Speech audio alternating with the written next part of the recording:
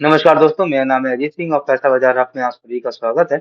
आज हम बात करने वाले हैं कुछ स्टॉक के बारे में। हो सकता है वो स्टॉक आपकी वॉच लिस्ट में हो, तो प्लीज इस वीडियो में लास्ट तक बने रहिएगा। हमारी सीरीज का नाम है टॉप स्टॉक्स टू वॉच।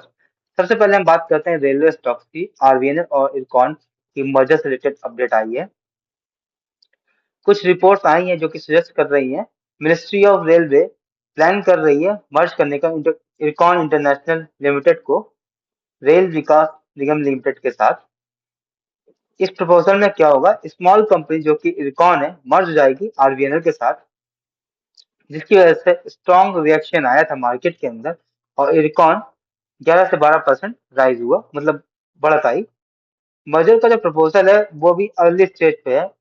अब बहुत सारे अप्रूवल चाहिए होंगे बोर्ड से और शेयर होल्डर से, जबकि दोनों ही कंपनी ने इस न्यूज को डिनाई किया है और कहा है ये सब अफवाह है, अभी ऐसी कोई न्यूज नहीं है। ऑयल एंड एनर्जी अपडेट्स ये है। Indian oil corporation limited IOC इन्होंने अनाउंस किया है सेकंड इंटरम डिविडेंड ₹2 पर शेयर का।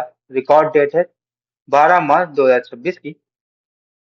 रिलायंस इंडस्ट्री की बात करें तो स्टॉक ने गेन किया है 2.5% जब इंडिया को रिसीव हुआ है 30 डेज का वेवर यूएस से कि रशियन ऑयल आप खरीद सकते हैं, जिसकी वजह से जो रिफाइनरीज हैं इनके मार्जिन इंप्रूव होंगे, क्योंकि रशिया का जो ऑयल है वो डिस्काउंट रेट में मिल रहा है।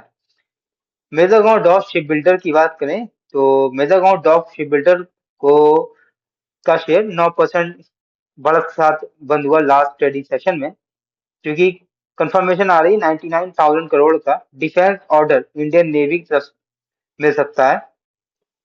अभी निगोशिएशन कंप्लीट हो गया, प्रोजेक्ट का approval defence acquisition council DAC से अभी बाकी है।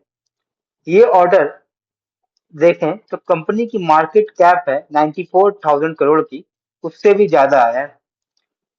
तो और टोटल इनकी ऑर्डर बुक हो जाएगी 1 लाख करोड़ के आसपास। तो ये काफी पॉजिटिव न्यूज है कंपनी के लिए। कोल इंडिया के आउटलुक की बात करें, ब्रोकर सिटी ग्लोबल ने अपना टारगेट प्राइस इंक्रीज किया है 415 से 430 पर ले आए हैं। एक हॉट समर फोरकास्ट की गई आईएमडीबी से। ऐसा माना जा रहा है कि इलेक्ट्रिसिटी की डिमांड बढ़ेगी तो उसके लिए कोल कंजम्पशन भी बढ़ जाएगा, तो कोल इंडिया को फायदा हो सकता है। लार्सन एंड टर्बो एलएनटी की बात करें तो ब्रोकरेज पॉजिटिव है एलएनटी पर और उन्होंने कहा है थोड़ी सी मार्केट वॉलिटिलिटी रहेगी। जेफरीज ने टारगेट दिया है 4,500 का। मोतीलाल ओसवाल ने टारगेट दिया है 4,400 का। गार्डन रीच शिप बिल्डर की बात करें, जीआरएलसी इन्होंने एक एमओयू साइन किया है कल्याणी स्ट्रेटेजिक के सिस्टम के साथ, जो कि सब्सिडरी है भारत फॉर लिमिटेड की। ये पार्टनरशिप है इन्वेस्टर सेंटीमेंट डिफेंस स्टॉक के लिए। भारत इलेक्ट्रॉनिक की बात करें तो इनका ग्रोथ प्लान समझ लेते हैं।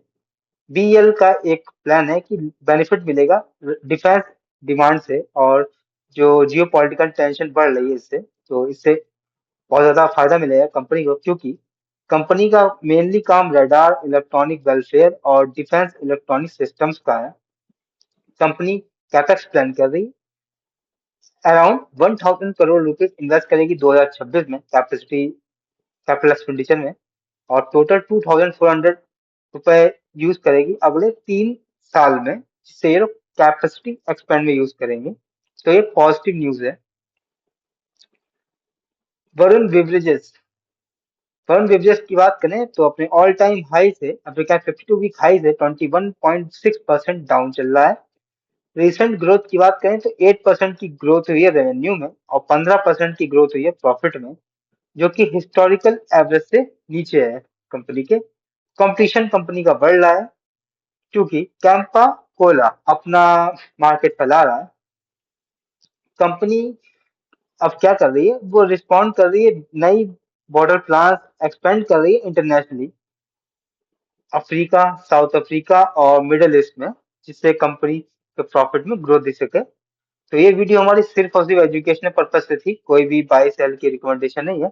कोई भी निवेश करने से पहले अपने वित्त सलाहकार से बात करें। अगर वीडियो पसंद आए तो लाइक करें, शेयर करें, सब्सक्राइब करें। धन्यवाद।